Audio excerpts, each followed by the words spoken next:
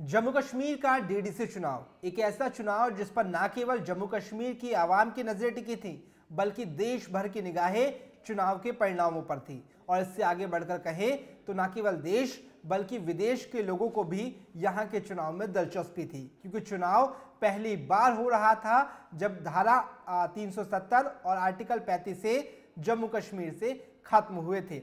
DDC चुनाव के नतीजे आ चुके हैं। नतीजों ने बता दिया है कि जनमत किसको मिला है और नतीजों ने कुछ संकेत दिए हैं। ये संकेत कुछ बहुत बड़ा कहते हैं। इन्हीं बड़ी बातों को समेटकर एक रिपोर्ट के जरिए मैं आप तक कुछ बड़ी बातें पहुंचाऊंगा। नमस्कार, आप देख रहे हैं G24 न्यूज का डिजिटल प्लेटफॉर्म और मैं हूं रवि आपके साथ। अगले 5 से 7 मिनटों में मैं आपको समझाने की कोशिश करूंगा कि डीडीसी चुनाव के जो परिणाम आए हैं आखिर उन्होंने क्या कुछ संकेत दिया है और आने वाले दिनों में जम्मू कश्मीर की सियासी फिजा का रुख किस ओर है। तो सबसे पहले परिणामों पर चर्चा कर लेते हैं। ओवरऑल अगर मैं सीट वाइज डिस्कस कर लूं तो बीजेपी को डीडीसी चुनाव में तकरीबन 75 सीट मिली है। एनसी यानी नेशनल कॉन्फ्रेंस को 67, पीडीपी महबूबा मुफ्ती की पार्टी जिन्हें तकरीबन साल भर नजरबंद रखा गया और उसके बाद वो चुनाव में उतरी एक गठबंधन के जरिए, पीडीपी का प्रदर्शन थोड़ा सा संतोषजनक कह लीजिए या फिर अगर सियासी लिहाज से देखा जाए कश्मीर के तो थोड़ा सा खराब भी कहा जा सकता है, क्योंकि तकरीबन 27 सीटों पर ही पीडीपी ने जीत हासिल की है।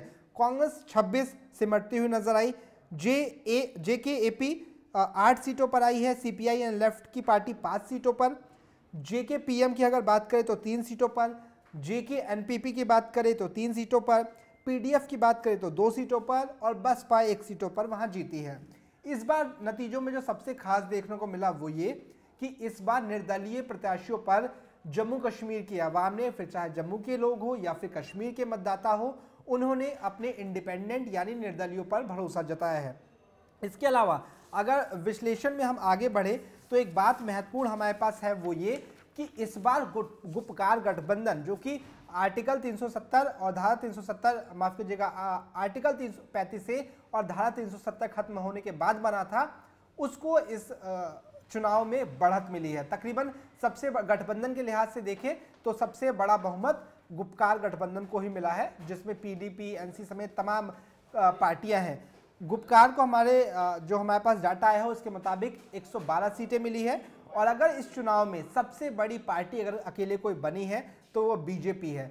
अब इस पूरे परफॉर्मा में ये समझना थोड़ा सा मुश्किल है कि क्या ये चुनाव जो था उसमें बीजेपी की जीत हुई है या फिर जम्मू कश्मीर में जो गुपकार गठबंधन बना है उसकी जीत हुई है। अगर आपको इसका थोड़ा डीप एनालिसिस करना है तो थोड़ा सा इनके मायने समझने होंगे। सबसे बड़ा संकेत, सबसे पहला संकेत यह है कि जम्मू कश्मीर की आवाम ने भी इस पूरे लोकतंत्र में जो संविधान है देश का, लोकतंत्र है देश का, उस पर भरोसा जताया है। वो कैसे, समझिए। जम्मू कश्मीर के तमाम बड़े नेता, खासकर जो घाटी से ताल्लुक रखते थे, जिसमें फारूक अब्दुल्ला हो, महबूबा मुफ्ती हो या उनके बेटे उमर अब्दुल्ला हो, तमाम अगर आप नेताओं की बात करें और खासकर जो कश्मीर घाटी से आते थे, वो हमेशा ये कहते हुए नजर आए थे कि अगर आर्टिकल 35A या धारा 370 खत्म होगा तो जम्मू कश्मीर में कोई झंडा उठाने वाला भी नहीं बचेगा। वो लोग किसी भी तरीके की लोकतंत्र में भागीदारी नहीं लेंगे। उन्हें एक देश में 2 संविधान की आदत थी या फिर वो चाहते थे कि एक देश में 2 संविधान 2 विधान बने। लेकिन लोकतंत्र में खासकर कड़ाके की ठंड में, मुश्किल परिस्थितियों में, सुरक्षा बलों की मौजूदगी में या फिर कहिए कि दहशतगर्दों की आतंक के भीतर अगर जम्मू कश्मीर की आवाम ने जाकर वोट दिया है तो ये साफ संकेत है कि जम्मू कश्मीर की आवाम भी विकास चाहती है, शांति चाहती है और उससे बढ़कर एक लोकतांत्रिक व्यवस्था चाहती है। जिस लोकतांत्रिक व्यवस्था को जब भारत ने उन्हें 35 से खत्म करके, धारा 370 खत्म करके दिया तो उन्होंने उस पर भरोसा जताया और जितनी भी बयानबाजियां थी कश्मीर घाटी के नेताओं की तरफ से सिरे से नकार दिया और ये समझा दिया कि वो भी लोकतांत्रिक व्यवस्था में यकीन रखती है।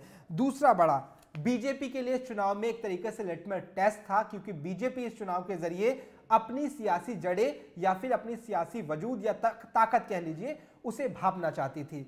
बीजेपी के लिए अच्छे तो नहीं लेकिन कहिए सुखद परिणाम आए। अगर जम्मू रीजन के उन्होंने 6 जिलों में हासिल की है जीत और बढ़त बनाई है, तो वही जो सबसे बड़ी विजय बीजेपी की है वो ये कि कश्मीर में भी कमल खिला है। ये बहुत बड़ी बात है।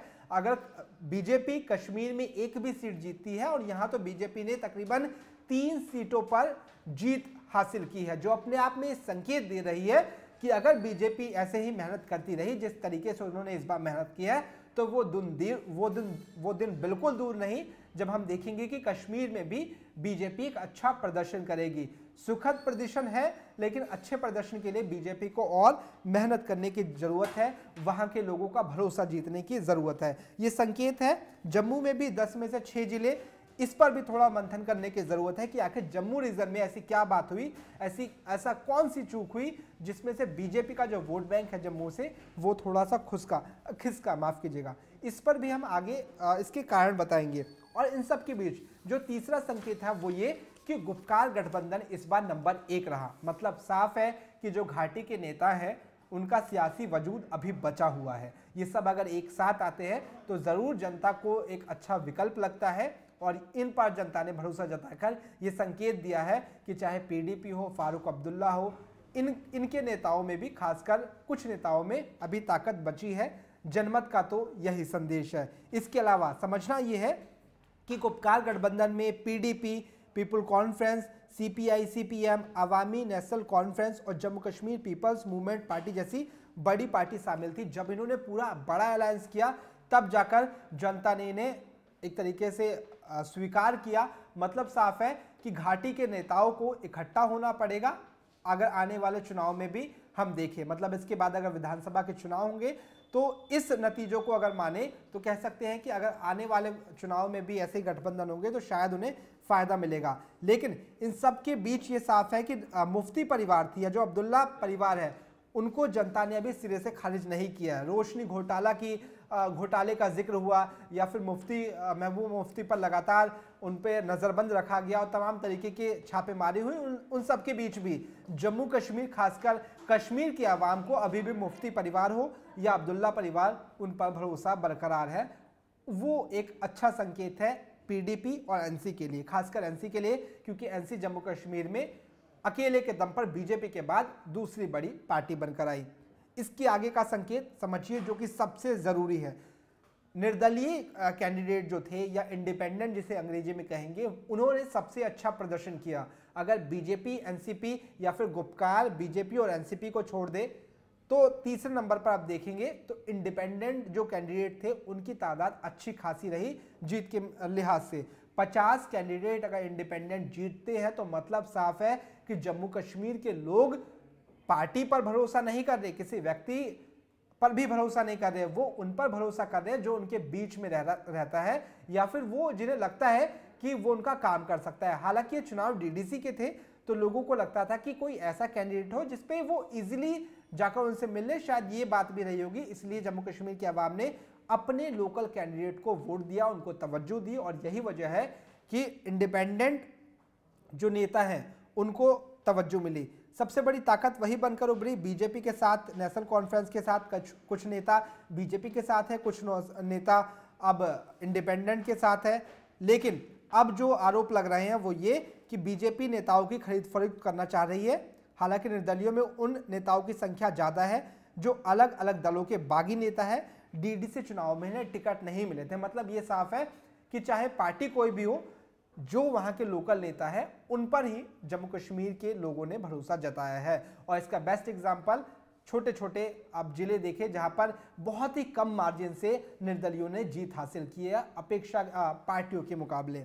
और इन सब के बीच अगर संकेतों को देखें तो कैंडिडेट बड़ी है या पार्टी बड़ा है, इसे समझना होगा।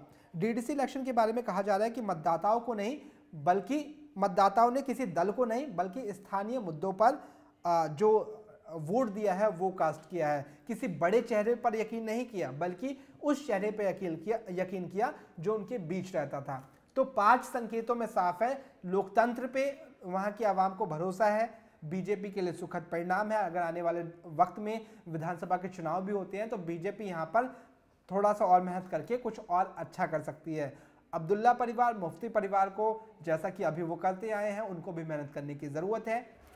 इन सब के बीच जो चुनाव में सबसे बड़ी बात है वो यही है कि अगर डीडीसी चुनाव बिना हिंसा के इतने सुखद तरीके से सफल हुए, परिणाम आए, जनमत को लोगों ने स्वीकार किया और हमने देखा कि लोकतंत्र पे लोगों का भरोसा है, तो आने वाले वक्त में डीडीसी चुनाव की बिसात पर हम देखेंगे कि वहां विधानसभा के चुनाव भी होंगे और विधानसभा के चुनाव के बाद जम्मू कश्मीर जो कि अब केंद्र शासित प्रदेश बन गया है, उसे एक मुख्यमंत्री मिलेगा जिसकी सबको तलाश है, जिसका सबको इंतजार है। लेकिन अब इन चुनाव के बाद आप सीधे तौर पर ये कह सकते हैं कि धीरे धीरे ही सही, लेकिन घाटी की फिजा, खासकर सियासी फिजा अब बदल रही है।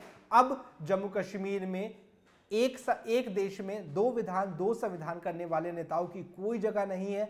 जो लोग कहते थे कि जम्मू कश्मीर खासकर घाटी की आवाम झंडा नहीं उठाएंगी, हमने देखा कि एजाज हुसैन जैसे नेता जो बीजेपी के प्रत्याशी बनकर पुलवामा और दूसरे जगह से जीत कर आए हैं, उन्होंने ये बताया है कि जीत का जो श्रेय है प्रधानमंत्री नरेंद्र मोदी को जाता है। मतलब साफ है कि अब कश्मीर में भी अगर कमल खिला है तो आने वाले वक्त में एक बड़ी तब्दीली की ओर जम्मू कश्मीर दिखेगा। हालांकि आने वाले वक्त में सियासी फिजा का रुख किस ओर होगा, हवा किस ओर बहेगी, वो आने वाला वक्त बताएगा। लेकिन मौजूदा वक्त की परिस्थितियों को देखें तो हाँ, तब्दीली ज़रूर आई है। फिलहाल इस सेगमेंट में इतना ही। कुछ और नए किस्सों के साथ, कुछ और नई टॉपिक के साथ, एक फिर रिसर्च के साथ मैं आपके सामने हाजिर होऊंगा।